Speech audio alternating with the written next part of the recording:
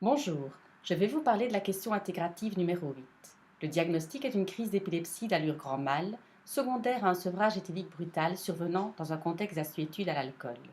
Suite à cela, administration d'un traitement aigu de diazépam et de complexe vitaminique B, ainsi que d'un traitement d'ordre chronique caractérisé par une prise en charge psychiatrique et d'une abstention de toute consommation éthylique.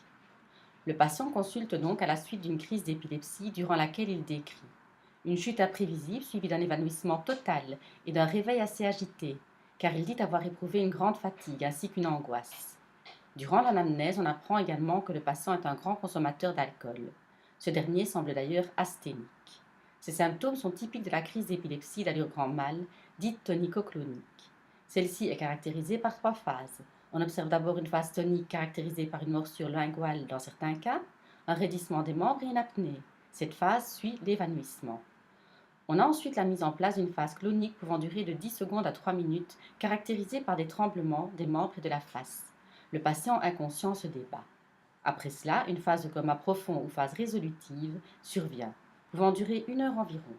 Le réveil du patient suit cette phase et est souvent caractérisé par une grande fatigue et un état d'angoisse, des céphalées ainsi que des courbatures. Cette crise résulte du sevrage éthylique brutal du patient. Analyse des liens existants entre l'alcool et le système nerveux.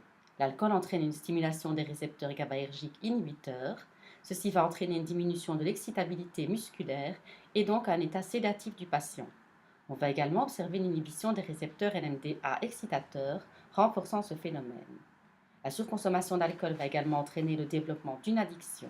Comment? Suite à la consommation de substances psychoactives comme l'alcool, on observe une stimulation anormale des circuits du plaisir et de récompense, entraînant une forte libération de dopamine au niveau des neurones de projection de l'aire tegmental ventral, stimulant neurones épineux du noyau accumbens. Ceci sera lié à une diminution de la production naturelle d'endorphines. Les doses consommées devront être dès lors accrues pour pouvoir obtenir le même niveau de plaisir, ce qui est typique de l'addiction. Mais un beau jour, notre patient décida d'arrêter brutalement sa consommation d'alcool.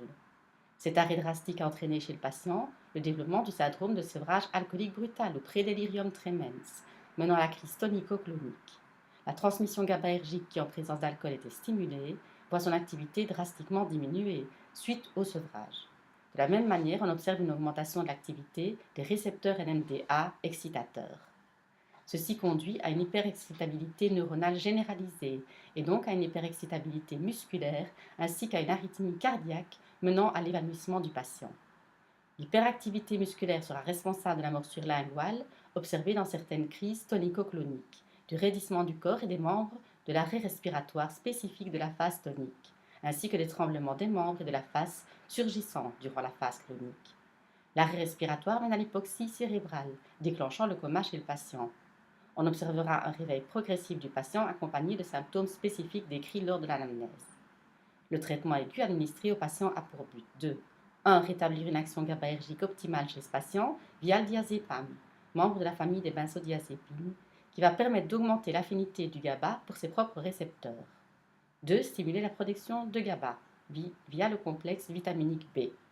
3. Réduire la carence en vitamine B causée par une surconsommation éthylique. En effet, les alcooliques ont souvent une malnutrition, entraînant diverses carences, et le foie a également besoin de vitamine B pour assimiler l'alcool.